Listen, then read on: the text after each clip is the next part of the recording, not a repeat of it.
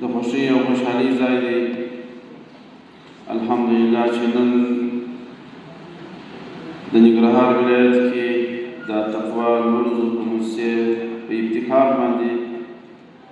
په یو علمي څېړنیز کنفرانس کې شرکت لرو. واقعیت دا دی چې د افغانستان د فاتحانه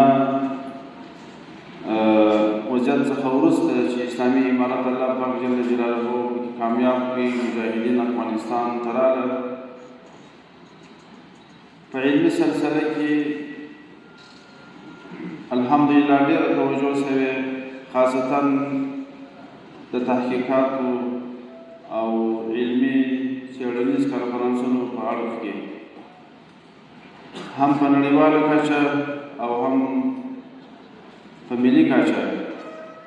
او دا د یو ملک د پرمختیا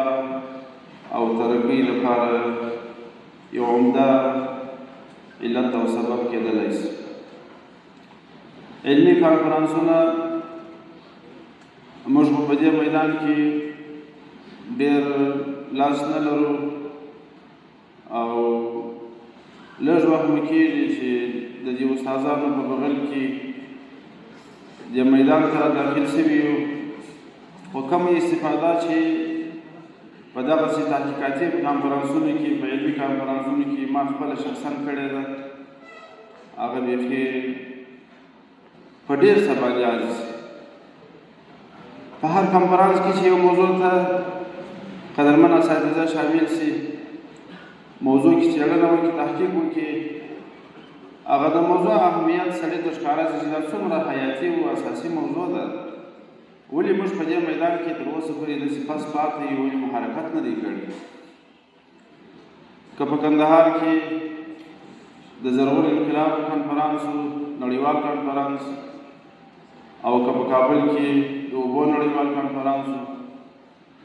او یا په پکتیا کې د اقتصاد مربوط کنفرانس، واقعیت دا دی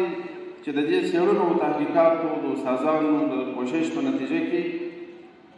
په دې باندې سړی ورسېږي، په دې باندې سر خلاص شي چې موږ څومره مکلفیت لرو او څومره کار کول پکار دي. نو د تحقیقاتي او علمي کنفرانسونو په نتیجه کې